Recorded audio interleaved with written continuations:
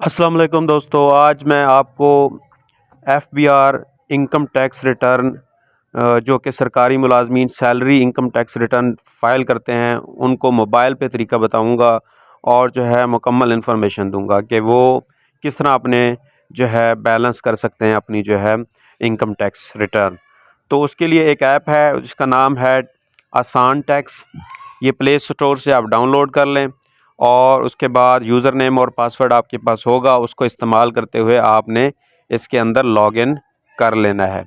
और देखें income tax return का ऑप्शन है, उसको क्लिक करेंगे जैसे ही तो सामने आपके इस तरह का सफ़ा पेज आ जाएगा। आपने जो है ऊपर न्यू रिटर्न क्लिक करना है। न्यू रिटर्न क्लिक करने के बाद आपने यहाँ से पहले आपने ईयर सेलेक्ट करना है। उसके बाद आपने रेजिडेंट पाकिस्तान हैं और उसके बाद इनकम फ्रॉम सैलरी पहले वाला ऑप्शन था, वहाँ पर ऐड जाकर आपने जो है अपनी एनुअल सैलरी यहाँ पर पहले वाले ऑप्शन में ऐड कर देनी है। यहाँ पर आपने टोटल सैलरी जो है आपकी जुलाई से अगले साल के जून तक जो है वो आपने ऐड कर देनी है यहाँ पर। तो ये वाली सैलरी है 6 लाख तक, मेरे ख्याल में आज तक लिमिट है कि कोई टैक्स नहीं होता।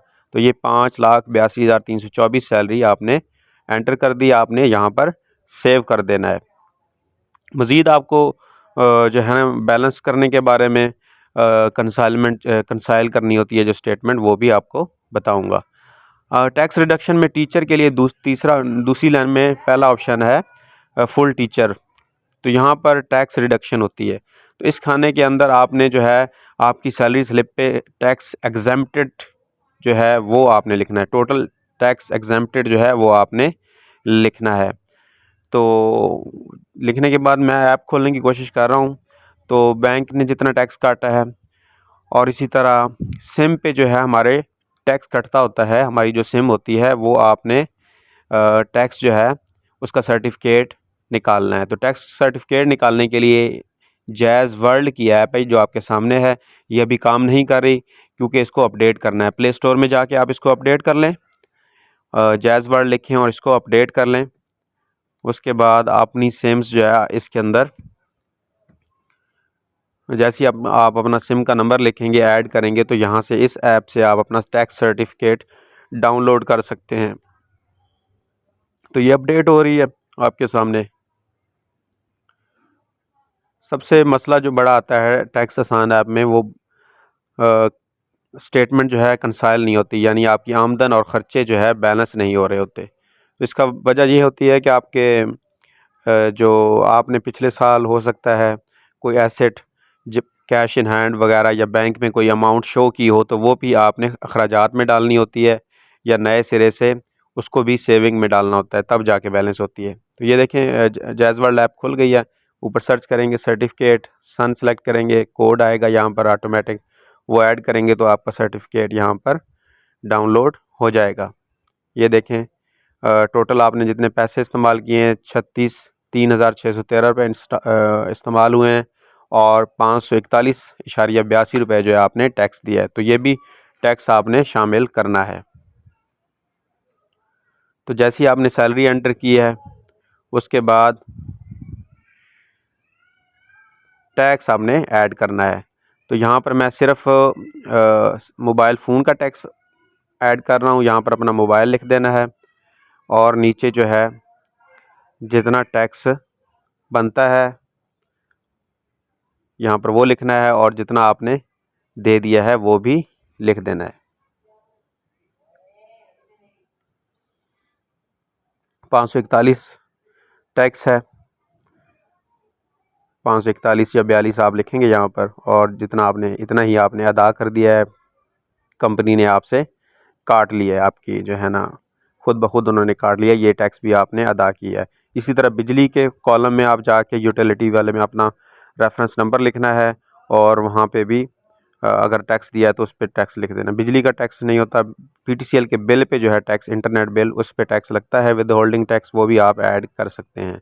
आपके बिल में टैक्स लिखा होता है, जो आपके घर में बिल आता है विद होल्डिंग टैक्स के नाम से, वो भी आप ऐड कर सकते हैं।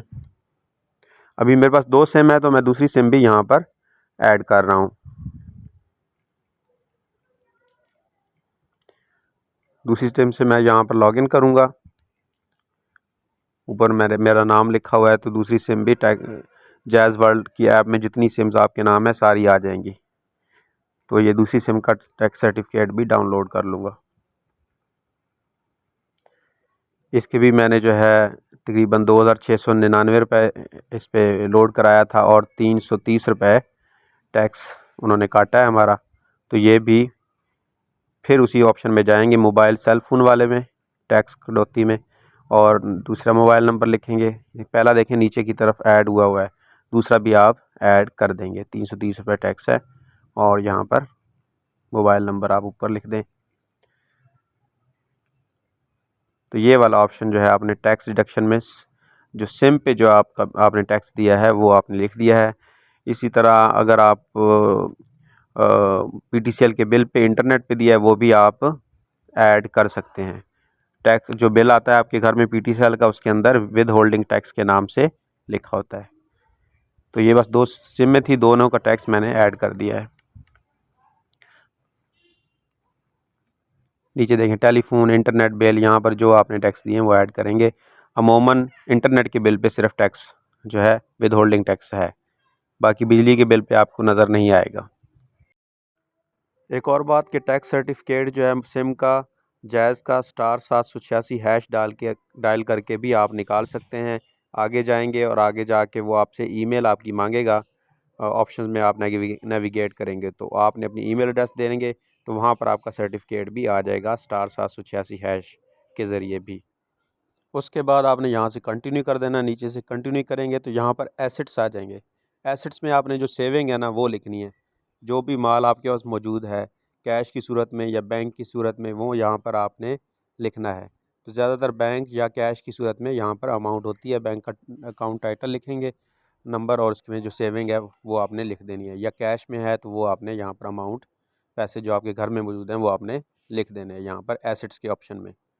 तो यहाँ पर आपने कोई प्रॉपर्टी है, कोई व्हीकल है, उसका जो है अमाउंट जो आपके उसकी जो बनती है व्हीकल की, उसका मॉडल वगैरह और वो लिख देना है। तो यहाँ पर और लायबिलिटी जो होते हैं वाजिबात जो आपने उधार लिए होते हैं वो भी आप लिख सकते हैं। उसके बाद नेक्स्ट कर देना है, कंटिन्यू। कंटिन्यू में के बाद जो है आपकी आ जाएगी बैलेंस इनफ्लोस, यानी कि आमदन। आमदन आपकी 2 किस्म की है। एक जो कि सैलरी से पहले एंटर की है मैंने, वही वाली आमदन आपने यहीं पर पहले वाले खाने में लिख देनी है। जो सैलरी आपने ली है गवर्नमेंट से, तो वही सैलरी आपने इसके अंदर लिख दी है।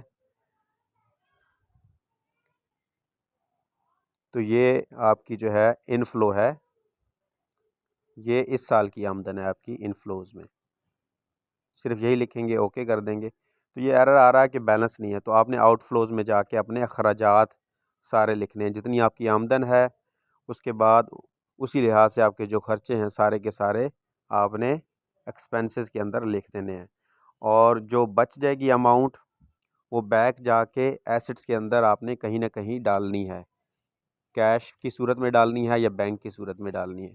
या तीसरी सूरत यह है कि जितनी आमदन आपकी हुई है सारे की सारी अखराजात में बराबर कर दें।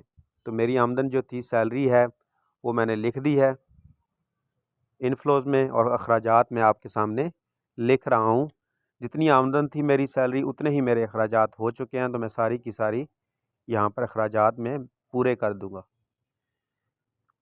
5,82,000 कुछ जो सैलरी थी उतनी ही मैंने एक्सपेंसेस डाल दिए यहाँ पर। सेव करूँगा। सेव करने के बावजूद जो है अब आप देखेंगे कि स्लिप बैलेंस नहीं हो रही। नीचे देखें रेड निशान आ रहा, रिकनसाइल्ड लिखा आ रहा है। तो इसकी वजह यह है कि आपने net asset from previous year, जो तीसरे नंबर पे ऑप्शन है, इसके अंदर जो है कुछ अमाउंट मौजूद है। पिछले साल मैंने कुछ सेविंग रखी थी, वो ये अभी मैं टेस्टिंग कर रहा हूँ, आप ये देखते जाएं। तो ये इनफ्लोज थे 5,82,000 जो मैंने लिखे हैं, और फिर आउटफ्लोज मैंने लिखे हैं वो भी 5,82,000 ही मैंने लिखे हैं। लेकिन ये देखें तीसरे नंबर पे जो है net assets from previous year, ये मैंने सेविंग डाली थी पिछले साल 2,40,000 मैंने सेविंग की थी, वो net assets from previous year आ रहा है। तो ये ख़त्म नहीं होगा, आप ज़ीरो भी कर दें फिर भी ये ख़त्म नहीं होगा। तो 5,82,000 में 2,40,000 भी आपकी आमदन में शामिल हो चुका है। तो आपके आउटफ्लोज़ भी इतने ही होने चाहिए, लेकिन हो सकता है आपके ख़र्चे इतने ना हुए हों। तो जो पैसे 5,82,000 जमा 2,40,000 आपकी आमदन है, उतने ही आपके एक्सपेंसेस आपने यहाँ पर डालने हैं। फ़र्ज़ करें आपके एक्सपेंसेस इतने नहीं हुए, तो आपने जो अमाउंट बच जाएगी वो पीछे जाके नेट एसेट्स में डालनी है, या बैंक में डालेंगे या फिर कैश में डालेंगे या किसी आइटम में डालेंगे कि आपने फ्रिज लिया है, या उसकी अमाउंट जो है इसके अंदर डालेंगे। तो अभी मैं सारे ये तरीके अडॉप्ट कर रहा हूँ, लेकिन ये बैलेंस नहीं हो रही। वहाँ पर ज़ीरो भी कोशिश करने की कोशिश की है मैंने प्रीवियस ईयर में, वो भी नहीं हो रहा, क्योंकि वो नहीं होगा। पर्सनल एक्सपेंसेस मैंने बिल्कुल बराबर कर दिए हैं, फिर भी नहीं होगा। असल में 5,82,000 मेरी आमदन है, जमा 2,40,000, ये दोनों मिला के मेरी आमदन है। और आउटफ्लोज़ में ये मैंने 5,80,000 जमा 2,00,000, ये कितने तकरीबन 8,00,000 बनता है। तो ये आपने 8,00,000 एक्सपेंसेस में डालने हैं मैंने आउटफ्लोज़ के अंदर, तो वो मैंने नहीं डाले। अगर मैं 8,00,000 के लगभग जो अमाउंट डाल दूं तो ये बैलेंस हो जाएगी, लेकिन मैंने 8,00,000 खर्चे नहीं किए। तो मैं क्या करूँगा, पीछे नेट एसेट्स में डाल के जितने भी चीज़ें अमाउंट बच जाएगी टोटल आमदन और पिछली सेविंग में से, वो नेट एसेट्स में किसी हेडिंग के अंदर डाल दूँगा। तो आपकी स्टेटमेंट जो है, ये रिटर्न जो है बैलेंस हो जाएंगे। ये थोड़ी वीडियो बनाना मुश्किल इसलिए था कि यही मसले जो है लोगों को आ रहे हैं कि कंसाइल नहीं होती अमाउंट। तो कंसाइल कैसे हो, आपकी आमदन जो है वो तो ज़्यादा है, ख़र्चे कम हैं, कंसाइल नहीं होंगी, या तो फिर नेट एसेट में पीछे जाके आपने उसको किसी हेड के अंदर डालने हैं। ये मैं सारी प्रैक्टिस कर रहा हूँ आपके सामने, तो ये चीज़ नहीं हो पा रही।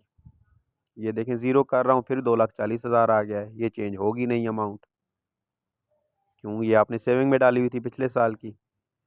तो अब जो है दोबारा बताना होगा कि मेरे पास पैसे जो है या तो सारे खर्च हो चुके हैं या फिर सेविंग में डालेंगे। अभी एसेट में जाके मैं कैश की सूरत में ये पैसे डालूँगा, या बैंक में भी आप डाल सकते हैं, या कोई इक्विपमेंट ख़रीदारी के अंदर भी ऑप्शन मौजूद है, उसके अंदर 2,40,000 सर यहाँ पर जैसे ही मैं लिखूँगा